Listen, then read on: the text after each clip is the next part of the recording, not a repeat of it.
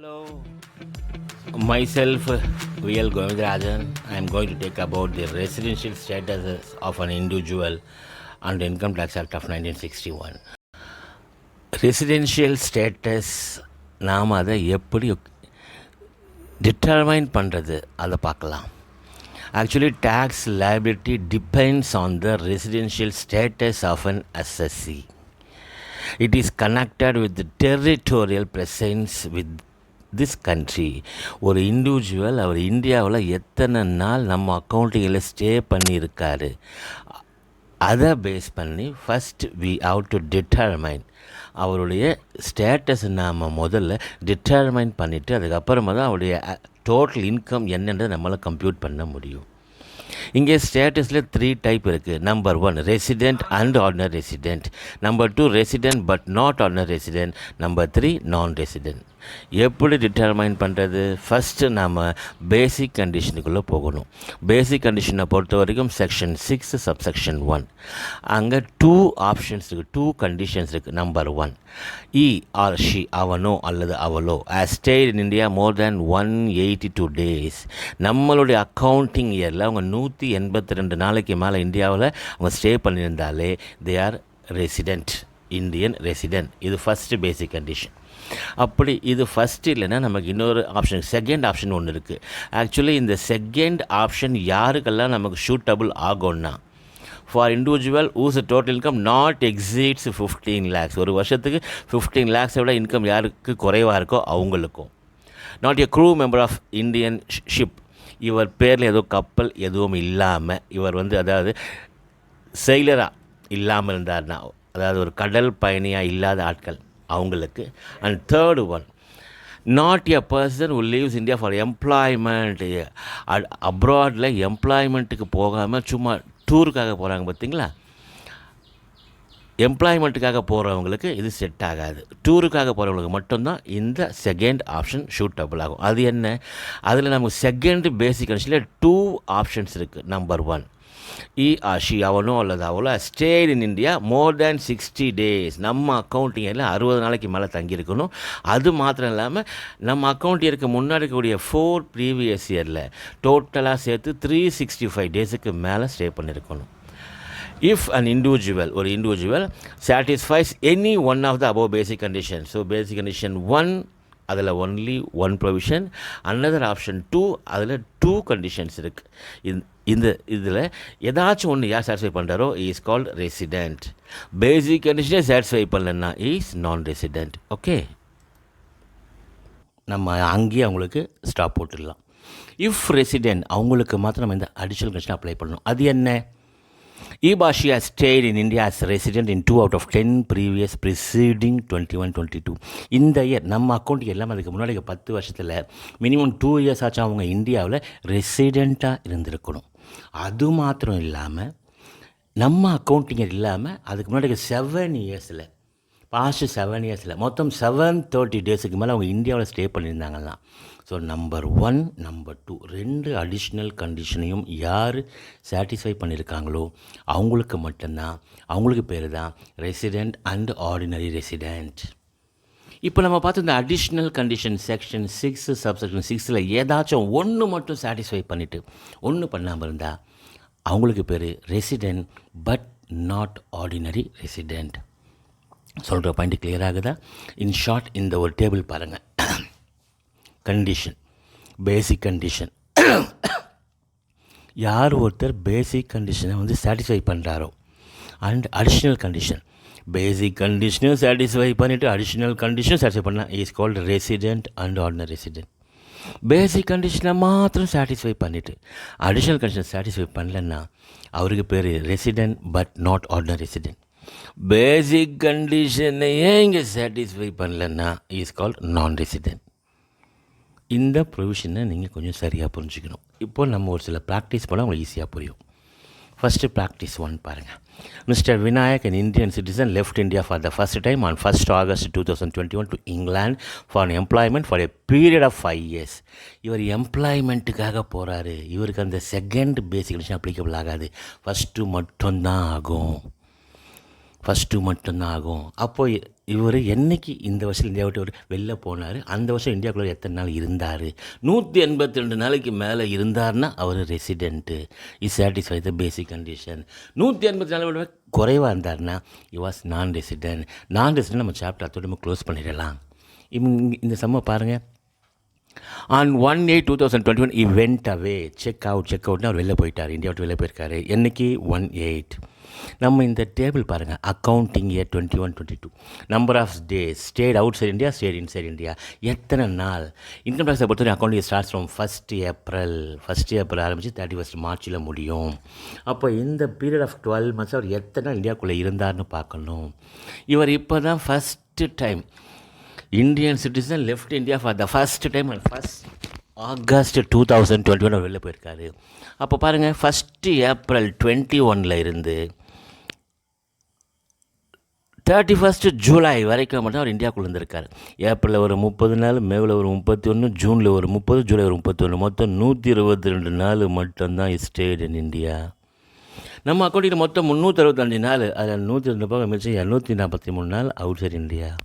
அப்போ இங்கே பாருங்கள், நம்ம என்ன சொல்கிறது, பேசிக் கண்டிஷன். இவர் எம்ப்ளாய்மெண்ட்டுக்காக போகிற, எம்ப்ளாய்மெண்ட்டுக்கெலாம் போனால் கண்டிப்பாக 182 நாள் இந்தியாவில் இருந்திருக்கணும். எம்ப்ளாய்மெண்ட் இல்லாமல் சும்மா டூருக்கு போகும்போது மட்டும்தான் நம்ம செகண்ட் ஆப்ஷன் அப்ளை பண்ண முடியும். நல்லா ஞாபகம் வச்சுக்கோங்க இந்த பாயிண்ட்டை.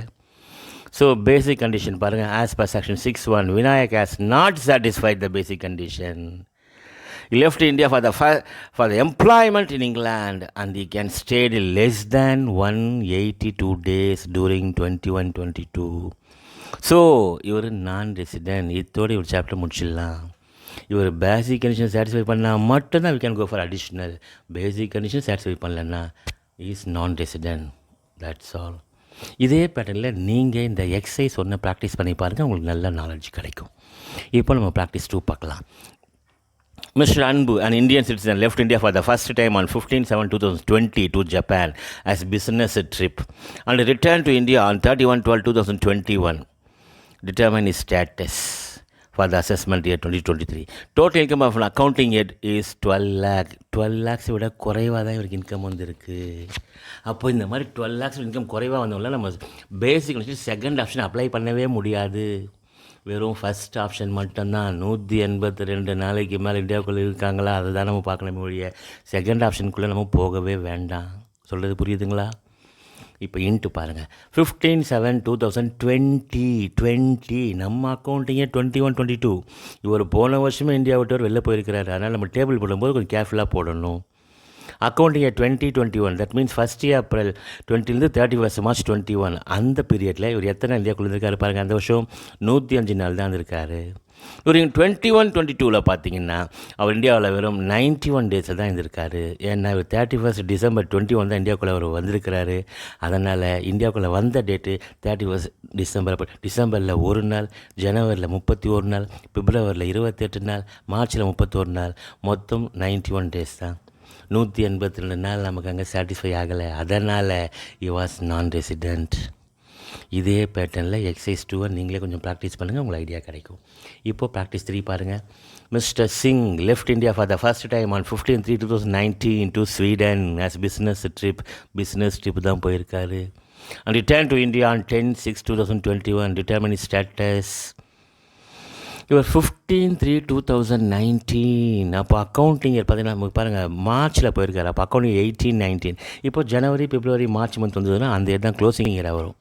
பேலன்ஸ் மந்த் வந்து அது தான் நமக்கு ஓப்பனிங் இயராக வரும். இது 15th March 2019 வெளில போயிருக்காரு. அப்போ அக்கௌண்டிங் இயர் 18-19 நம்ம ஆரம்பிக்கணும். அந்த வருஷத்தில் அவர் பார்த்திங்கன்னா 15th March தான் இந்தியாவோட வெளில போயிருக்காரு. அப்போது 15th March 31st March இந்த 17 days தான் அவர் இந்தியா விட்டு வெளில போயிருக்காரு. மிச்சம் 349 நாள் இந்தியாவுக்குள்ளே தான் இருக்கார். 348 நாள் வரும் அது. சரியா? நெக்ஸ்ட் 2019-20 அவர் இந்தியாவுக்குள்ளே வரவே இல்லை. 2022 இந்தியாவுக்குள்ளே வரவே இல்லை. ஆனால் 21-22 பார்த்தீங்கன்னா இவர் எப்போ வந்திருக்காரு? Return to India 10th June 2021. அப்போ 10th June 2021 31st March 2022 வரைக்கும் 295 days அவர் இந்தியாவுக்குள்ளே தான் இருக்கார். ஸோ நம்ம அக்கௌண்டிங் இயரில் இவர் 182 நாளைக்கு மேலே இந்தியாவில் ஸ்டே பண்ணியிருக்காரு. So is satisfy the basic condition. இந்த மாதிரி பேசிக் கண்டிஷன் சாட்டிஸ்ஃபை பண்ணியிருந்தால் மட்டும்தான் நம்ம we can go for additional condition. அது என்ன, இந்த அக்கௌண்டிங் இயர் இல்லாமல், இந்த இயர் இல்லாமல் அதுக்கு முன்னாடி இருக்க பாஸ்ட் 10 இயர்ஸில் ஏதாச்சும் 2 இயர்ஸ் அவர் இந்தியாவில் ரெசிடெண்ட்டாக இருக்காரா பார்க்கணும். இந்த சம்மில் பாருங்கள், ஃபஸ்ட்டே கொடுத்துருக்கேன். Mister Singh left India for the first time. அவர் இப்போ தான் 2019 தான் இந்தியா விட்டு வெளில போய், அதுக்கு முன்னாடி இந்தியாவுக்குள்ளே தான் இருக்கிறார்.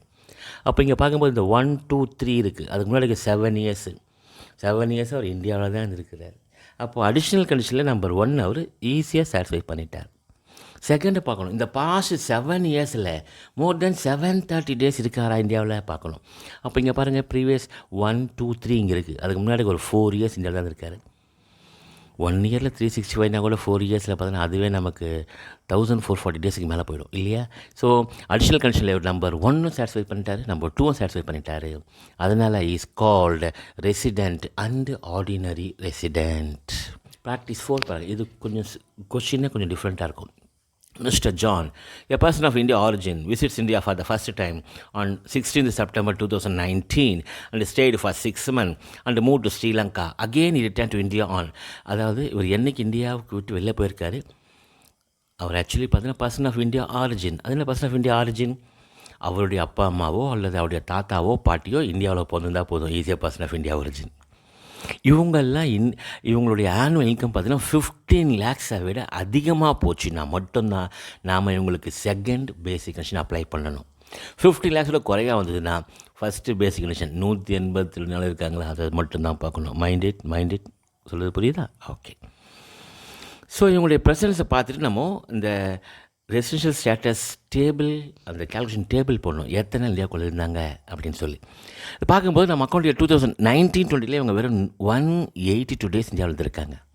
2021 0 டேஸ், 21-22 121 டேஸ் இருந்திருக்காங்க. 121. இங்கே பாருங்கள், கொஸ்டின் 2 ஆப்ஷனாக கொடுத்துருப்பேன். Computer status, if is total income exceeds 15 lakhs, 15 lakhs income அதிகமாக போச்சுன்னா நம்ம ஃபஸ்ட்டு கண்டிஷன் தான் பார்க்கணும். 180 டேஸ் இருக்காங்களா, இல்லை. So is total income not exit 15 lakhs during the total income not exit 15 lakhs. அப்போது அந்த மாதிரி கேஸுக்கெல்லாம் 182 டேஸ் பார்க்கணும். அங்கே அப்படி பார்க்கும்போது கேஸ் 1ல் அது as per section 6(1), John, a person of Indian origin, has visited India but not satisfied the basic condition for the accounting year 2022. So he stayed less than 182 days. So he was non-resident.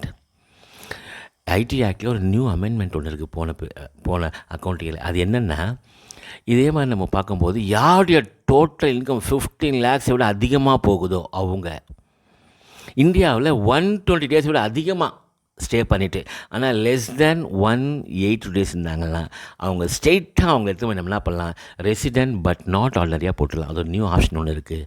அந்த new ப்ரொவிஷனை base பண்ணி தான் இந்த some நான் உங்களுக்கு கொடுத்துருப்பேன். இந்த சம்மை கொஞ்சம் கேர்ஃபுல்லாக பாருங்கள்.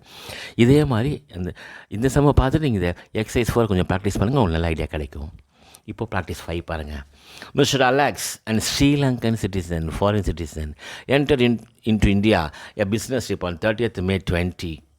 அப்போ தான் உள்ளே வந்திருக்கார் இந்தியாவுக்குள்ளே. எப்போது 30th May. அப்போ account year will be 2021. And returned back on 30th November 2021 அவர் வெளில போயிருக்காரு. ஸோ இந்த மாதிரி டேபிள் போட்டு இந்த 1st April to 31st March எந்தெந்த இயர் அவர் எத்தனை நாள் இந்தியாவுக்குள்ள இருந்தாங்க, எத்தனை நாள் வெளில இருந்தாங்க, அது நீங்கள் பார்த்தீங்கன்னா இது டே வைஸ் கேல்குலேஷன் தான். ரொம்ப சிம்பிள் தான். நீங்கள் ஒரு 2 சம் நீங்கள் ப்ராக்டிஸ் பண்ணால் ஈஸியாக புரிஞ்சிடும். இப்போ பாருங்கள், நம்ம அக்கௌண்டிங் எல்லாம் ஒரு 243 டேஸ் இந்தியாவுக்குள்ள இருந்திருக்காரு. So more than 182 days. So satisfy the basic condition. Basic கண்டிஷனை சாட்டிஸ்ஃபை பண்ணால் மட்டும்தான் we have to go through additional condition. அது என்ன, இந்த இயர் இல்லாமல் அதுக்கு முன்னாடி இருக்கக்கூடிய 10 இயர்ஸில் 2 இயர்ஸ் அவர் இந்தியாவில் இருந்திருக்காருன்னு பார்க்கணும். ஆனால் இந்த சம்மில் பாருங்கள், Sri Lankan citizen entered into India a business trip. இப்போ தான் ஃபஸ்ட் டைம் வந்திருக்கார் அவர். அப்போது அதுக்கு முன்னாடி 1 இயர் மட்டும்தான் இந்தியாவுக்கும் அவருக்கும் ஒரு ரிலேஷன்ஷிப் இருக்குது. அப்போ இந்த பாஸ்ட் 10 இயர்ஸில் 2 இயர்ஸ்ன்றது அவருக்கு சாத்தியம் இல்லை. ஸோ அடிஷ்னல் கண்டிஷனில் நம்பர் 1 அவர்கள் சாட்டிஸ்ஃபை பண்ண முடியல. நம்பர் 2 நம்ம பார்க்க வேண்டியதே கிடையாது. So we can straight away go and determine his status as resident but not ordinary resident.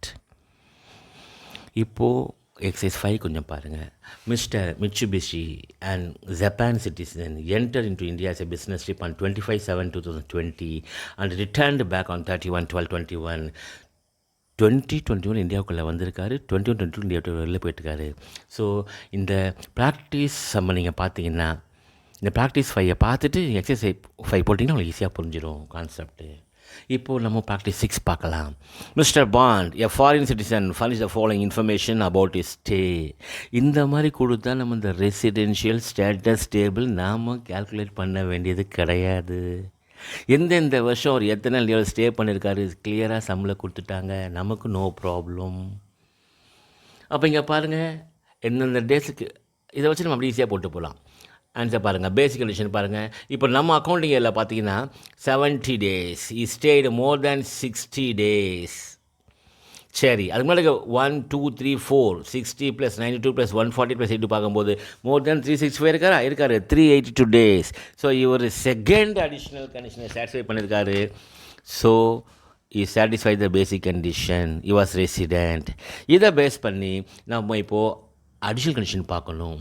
அதை பார்க்கும்போது பார்த்திங்கன்னா இந்த நம்மளுடைய கலண்டர் விட்டு அதுக்கு முன்னாடி பாஸ்ட்டு 10 years 2 years ஆச்சா ஒரு 182 டேஸ்க்கு மேலே பாருங்கள் இல்லை. So additional condition number 1 satisfy பண்ணலை. So you was not satisfy the first additional condition. So you was resident but not ordinary resident. இதே பேட்டர்னில் எக்ஸைஸ் 6 நீங்கள் ப்ராக்டிஸ் பண்ணுங்கள், ஈஸியாக புரிஞ்சிடும்.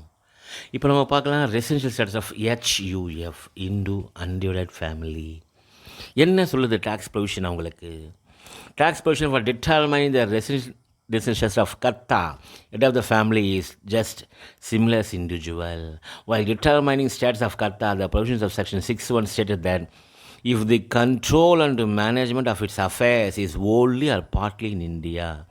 பேசிக் கண்டிஷனை பொறுத்த வரைக்கும் 182 டேஸா அல்லது இந்த வருஷத்தில் 6 days, அதுக்கு முன்னாடி இருக்கக்கூடிய 465 days, அது பார்க்க வேண்டாம்.